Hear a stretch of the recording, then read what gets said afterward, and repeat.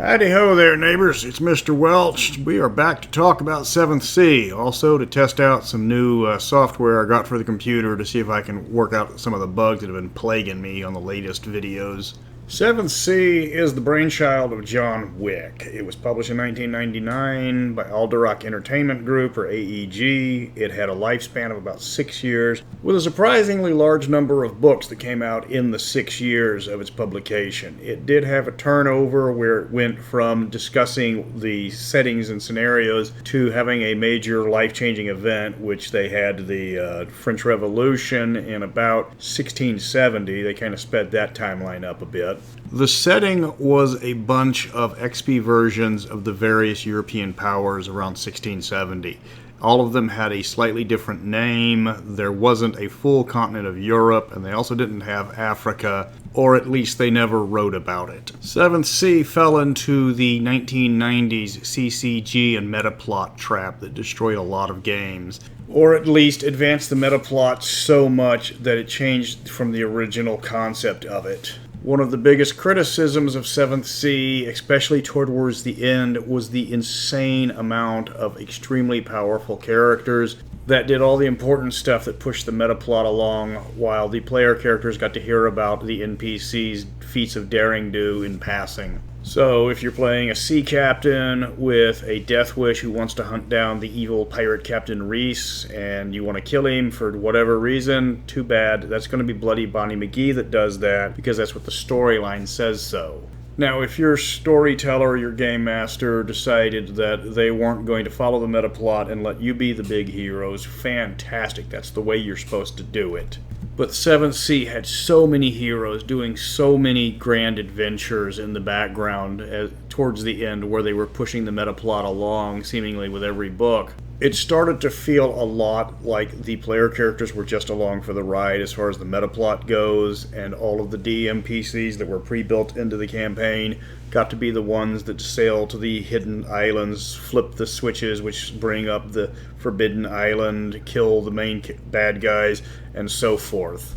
I've stated previously, I like meta plots to plot along at a snail's pace, because if I read a book and I buy into the plot and then the next 2 supplements later the plot is completely thrown out the window and all the characters that I like are dead, that really doesn't reflect well on the game for me. 7th Sea had like 3 stages. The first one, they introduced the world as it was. Germany, in this case called Eisen, had just come out of what was the 30 Years' War. Spain, or in this world called Castile, was going through the Inquisition, which was kind of odd because while this setting does have multiple branches of what is effectively Christianity, it doesn't have Jews. There's no equivalent of the Hebrew religion. So instead of going after Jews, the Inquisition goes after scholars because they think these people are wasting time because the end of the world is nigh. France, which is called Montaigne in this game, is very much set before the French Revolution, with Emperor Leon playing the part of King Louis XVI. He's a dead man walking, and you know it, but he makes such a great villain. The fact that they kill him off in just a few years kind of cheats you out of what could have been some of the best adventure hooks or modules to thwart the decadent emperor. Then you go over to Italy, which is Vodacce in the game, and that's all the city-states, and they're all rivals and hate each other, but they all have to live on these islands, because apparently it's kind of like the Greek islands, where they're just scattered on an archipelago, and nobody's allowed to live on the mainland, which is great, because they really don't talk that much about the mainland. Prince Giovanni is in Vodacce, and he's one of the big bads, and there's really nothing you can do about him except for thwart his plans and hope he doesn't kill you, which is actually kind of, this game is really death-light, so he can hurt you, but he can't kill you. Then you go up to the north side, and that's where they've merged the Netherlands and Sweden and Norway together to make either the Vendel or the Westen-Manjevnar. The Vendel are very much the Dutch, and they're trying to monopolize all trade on the mainland. The Westen-Manjevnar, or just the Westen, because nobody wants to pronounce Manjevnar every time you have to say the word Westen, are the ones that wanted to keep the old ways that the Vendel have thrown aside. So they're pretty much Vikings about 400 years after the Vikings stopped being the Vikings. In Germany, or Eisen as I previously mentioned, again, it's the end of the 30 Years' War. The emperor is dead. The political power in Eisen is held by the Eisenfürst, which are high nobility, which control the Drachen Eisen mines, which is this super mineral that they can make fantastic weapons out of. Of the 7 Drachen Eisen, one of them is supposed to be the emperor. The problem is most of them are incompetent, insane, don't want the job, or if they try to seize it, the rest will join together to try to stop them. The one that has the most political strength is Fauner Posen, who has the largest army in Eisen, which is saying a lot because they like to fight, but she has no intentions on the throne, and if anyone she doesn't like tries to seize the throne, she will squash them like a bug. Then you move on to Russia, which is Asura in 7th Sea, and this one's kind of a weird one because you have the Gaius, who is supposed to be the Tsar, and is a proxy for Ivan the Terrible, but the real power is with Matushka, which is supposed to be like this Baba Yaga figure, who has just insane amounts of power and chooses who's going to be the Gaius when the previous one dies. Of course, the primary difference between real world history and 7th Sea history is 7th Sea has magic. During the time of what would be Rome, the senators did not like Julius Caesar, so they cut a deal with these dark powers to give them sorceress powers, and every senator got a different form of sorcery. There's a few other forms of sorcery that were also introduced through other means, but the primary ones came from the original Bargainer's Pack, and each of the different styles has a drawback if they came from the Roman style. Also, each sorcery is tied to a specific kingdom, so if you want to play a flame sorcerer from Germany or the Netherlands, you can't do it because that's Spanish magic there. So the primary magics, at least the ones that are in the book, you've got Porte, which is teleportation, and that's the French. You've got Sorte, which is the fate-telling, which is Vodacci, the Italians. Of course, the funny part about Sorte is it's restricted to women, and Vodacci is extremely chauvinistic. Women have no political power. They are just to be served as bargaining chips to get married and stuff. So it's highly ironic that the one magic that's given to the Vodacci is only restricted to the women. Of course, the Vodacci being so chauvinistic, they retaliate by prohibiting the Sorte witches from learning how to read. It's actually a capital offense to be literate and know Sorte. There's 2 lost bargainer sorceries. One of them is not extinct. That's the one that deals with fire over in Castile, but it was almost wiped out when they overthrow the previous sorcerer king and install the new king or the new line of kings, all of which don't have sorcery.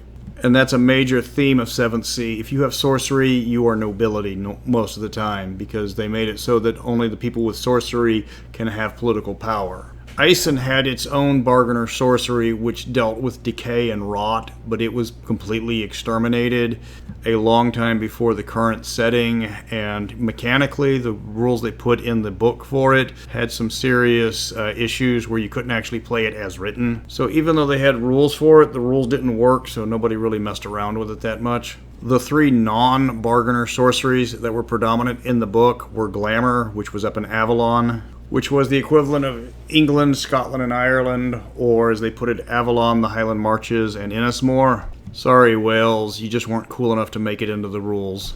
Glamour sorcery was based heavily around the Sidhe, with a focus on the high heroes of old. When you manifested a glamour power, you took on an aspect of some legendary figure from the past in Avalon. So you could get the strength of the strongest man, the speed of the fastest man. If you were hunting down sorcerers, you could take on the stamina and the ability to dispel magic that their greatest witch hunter ever had. The Vestin and the Vendel had runes, because you can't be a Viking without runic magic. And yes, this was straight up the runic alphabet, and each rune had a different power that it gave to you. But because it was a sorcery based on the Vestin religion, the Vendel, who were not of the same religion, could not master all 3 levels of the sorcery, so they could only get up to, I think, journeyman level in the runic magic. And the last magic was the Pyrium, which was the shape-shifting magic over an Asura, which was granted to people by Matushka, and when she gave you the magic, she turned your eyes to green, and then you could change into animals as soon as you learned how to. Other important aspects of the game included swordsman schools, which consisted of 3 useful skills and knowing the weakness of your own school. Swordsman schools were better all the way around from just regular sword fighting, but the cost to learn a swordsman skill was pretty steep. It was 25 points to start, which wasn't as bad as starting out as a full-blooded sorcerer, which was the ones that could get to the highest level of sorcery, because those took 40 points to get. Then you had a large number of secret societies, ranging anywhere from the purple Zorro clones called Los Vagos to the feminist railroad of the Sophia's Daughters. Then you had the Knights of the Rose and Cross, which were running around doing good deeds. The cruise rider hunted monsters. The Explorer Societies did exactly what their name suggested by running around and exploring everything. The Invisible College was in charge of making new inventions and smuggling them out from the Inquisition that was hunting them.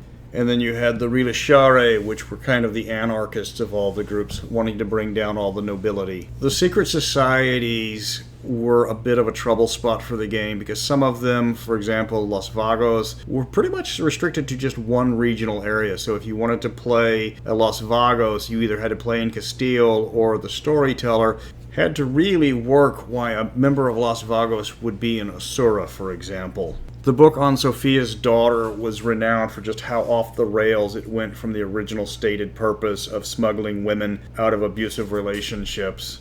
Just lots and lots of overpowered special abilities that didn't cost anything. And then there was the ever-popular male scrying, which had nothing to do with scrying and had everything to do with adding to your permanent stats, as well as a whole host of other abilities, including the ability to breathe water and look fantastic at all times, that just screamed Munchkin. It was so bad that my buddy Moose Boerwinkle, whose name appears multiple times in several books, when we were creating characters, held up the Sophia Daughters book and just said no. The mechanics of the game was pretty unique. It was called Roll and Keep. It looked like a stat plus skill system, but you roll 1d10 for every point you have in the stat and the skill, but you only take the highest equal to the number of dots you have in your stat. So if you've got 3 in finesse and 4 in sword fighting, you roll 7 dice but only take the highest 3. Zeros exploded, so if you rolled a 10, you got to roll an additional die and add it to it, and that counted as one of the die rolls. You could call raises, where you declare that you predict you're going to roll higher than the target number. For every 5 full points you get over the target number that you called successfully, you gain bonuses. But if you call raises and don't get the amount of raises that you called, even if you roll successfully, you fail. So after they got the nation books out, including the Pirate Nations, which was the first one, which wasn't actually a nation, it was just rules on the different pirate groups, and the Secret Society books came out, they redid the cover to give it blue stripes on either side and introduced even more settings and rules, including the Swordsman Guild, which is the most sought-after book in the entire series. They gave official rules for the Crescent Empire, which was Arabia and Persia and the Middle East generally. They further expanded on all of the pseudo-Christian religions, which was the Vaticenes, which of course were the Catholics, the Objectionists, which were Protestants, the Asurans were still Orthodox, and the Church of Avalon was introduced. Then they gave us Waves of Blood and the Montaigne Revolution. Waves of Blood was the CCG tie-in that every company seemed to have during the 90s. And then the Montaigne Revolution is when they started kicking forward the meta plot and furthering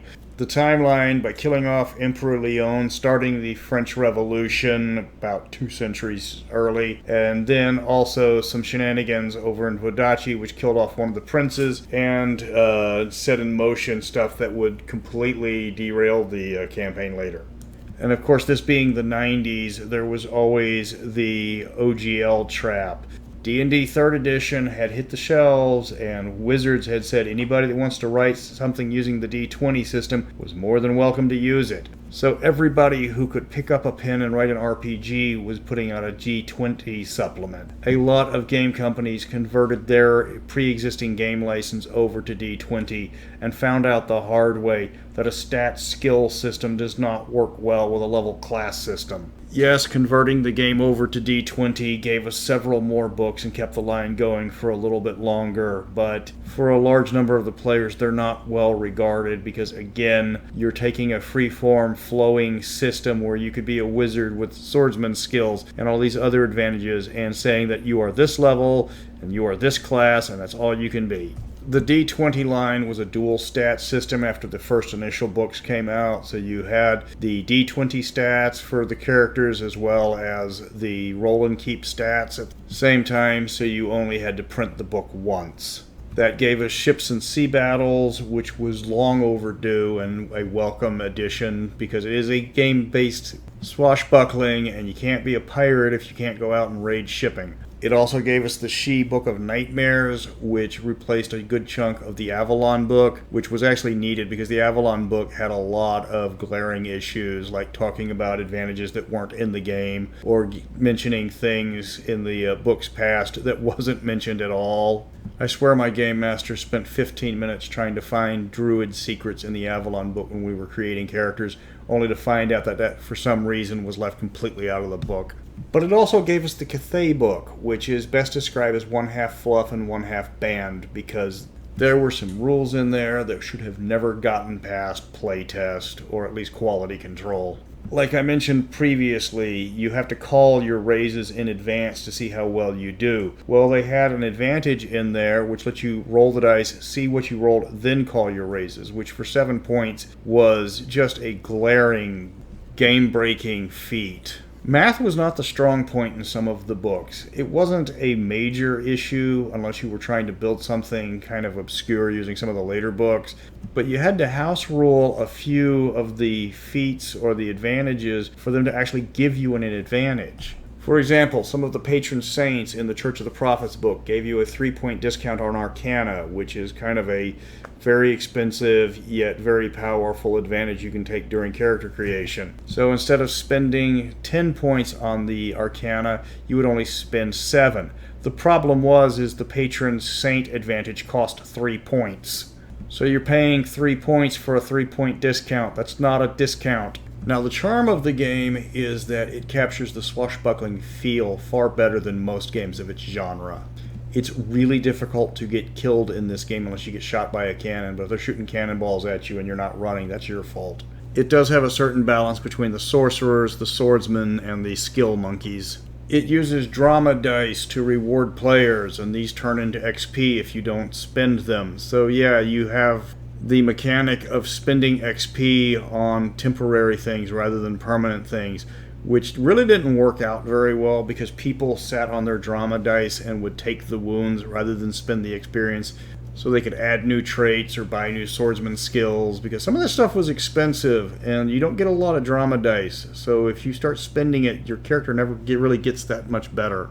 The game works best if you are a fan of history, especially the swashbuckling type. If you want to play Three Musketeers or Pirates of the Caribbean or Horatio Hornblower, this is the role-playing game for you. Yes, I complain about some of the god PCs that run around in the background and do all the exciting stuff while you guys are sword-fighting brutes. But the game also has some very well-written NPCs that are just intriguing, like Eisenfurst Trog, who is this anarchist libertarian drunk that runs a city that only law is there are no laws except that which you make yourself. And he's featured heavily in the Freeburg box set. The O'Bannon is this completely mad, half-drunk Irish king who happens to know that he is the worst possible person to be running this country, but the voices in his head won't let him be unless he's running that country, and his countrymen love him for it. There's Eisenfurst Fischler, the last Eisenfurst to be named before the Eisen Emperor killed himself. And this is a guy that discovered the cave of Draken Eisen and got to be made into a prince and realizes that he has no idea what he's doing. If you find a Drachen-Eisen mine, you automatically become an Eisen first. Those are the rules. But just because you become an Eisen first doesn't mean you're a good one. Then for villains, you've got people like Emperor Leon, who is just so self-righteous and self-centered and just egotistical that he is just one of the best villains in the game. Prince Mondavi of Vodachi, who is this little meek, mousy guy who's a total monster, was another well-written villain. They did have a second edition, which is nowhere near as expansive, and I'll be honest, I don't think halfway is good. Second edition fixed up a lot of the rules issues, but the background got a little more generic, and the die mechanic changed completely, which created the problem of you can't fail in second edition. You roll the dice and it tells you how well you succeeded, and then you spin those successes to succeed on things. The odds of failing in second edition are slim to none once you get started. Even a beginning character has a hard time failing. Yeah, you won't be able to succeed on many things at the same time when you first get started, but you're still going to succeed. If you can read both of them, play first edition and steal the mechanics that fix the errors in first edition from second edition. Second edition's reputation system was far superior to first edition's. Steal that shamelessly. But first edition has so much more background, not just because it's an older game, but because the books just seem to be so much better written. While the game's not for everybody, those who read the books who like it just become immersed in the background. Because who doesn't want to be Porthos? Who doesn't want to be Zorro? Who doesn't want to be the Dread Pirate Roberts? First edition books tend to be low price. Even the Freeburg box set isn't that much. There's 3 exceptions to that. Pirate Nations and Montaigne tend to be a little bit more, though if you look around, you can avoid that. And then Swordsman Guild, some people think it's parented on Gold Leaf because it goes up to about $100, but you can probably find it for about $50 or $60. Yes, the game had some mechanical issues. You can house rule around that. You can house rule a lot of things for this game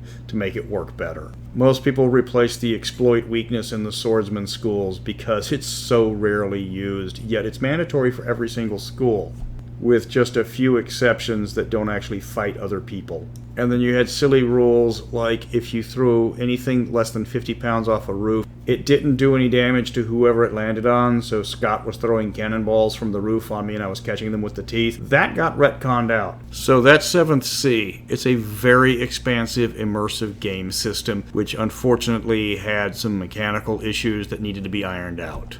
If you don't mind putting in a little work to fix the quirks in the game, it's a great game. I love it. But if you don't like mechanical errors in a game system, this one might drive you a little batty just from all of the errors and problems that are created. Like discounts that charge you the same amount of the discount, and there's a lot of bloat with the skill system later on, as well as some issues with the combat where somebody attacks you in a style that you don't have a defense for. Your defense against that attack is ridiculously low. Most of the villain NPCs never took grappling, so they had no defense against grappling. So somebody with a rope and a high skill in grappling only needed a 5 to hit some of the most fearsome villains in the game, because if you don't have defense against grappling, the target number to hit you is 5. Captain Reese is this really feared, really nasty pirate, but you can hog tie him with little effort because they didn't put in the rules that he can grapple people. There's also some skills that give mechanical advantages more than everything else, so everybody maxes those out because you'd be a fool not to. Footwork, I'm looking at you. I know I've been talking about the game mechanics and how they have glitches in them, and don't get me wrong, the glitches can be ironed out fairly smoothly with just a few house rules, but you're gonna have to iron them out when the players start realizing that nobody knows how to wrestle. If the villain doesn't know how to wrestle, they're toast. That's something that slipped through playtests somehow, I guess, but you can easily fix that. 7th Sea is a good game. It's not a perfect game, but it's one of the best games in the genre. You're just going to need about 2 pages of house rules to fix all the little things that you're going to find that's going to break the game. So that's 7th Sea. Next game we're going to cover is the Iron Kingdoms RPG. And this one is a heartbreaker for me because I really wanted to like it. I played Signar like nobody else. And when one of my favorite war games was getting turned into an RPG, I jumped at it and was getting ready to just throw myself into it, then found out the RPG was just an extension of the war game, and it really wasn't that much of an RPG. and the more we played, the more problems we found. So come back next time and I will break down the autopsy of Iron Kingdoms and talk about just what went wrong with it. So until next time, Kim Ragam Beef.